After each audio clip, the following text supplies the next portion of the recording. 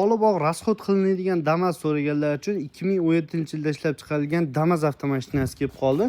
Buni shunday olasiz, sразу reytovka ustiga olib borasiz. Undan tashqari o'zingiz uchun 4 ta balonni almashtirib, uni kamiga оформление ham qilib olishingiz kerak bo'ladi.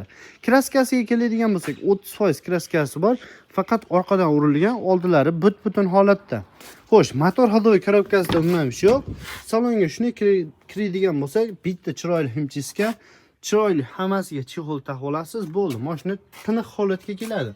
Yurgani 214 ming kilometr yurgan. Mashinamiz dehqonda turibdi. Xo'sh, qora stoplar qo'yib qo'ygan, qiziqishga.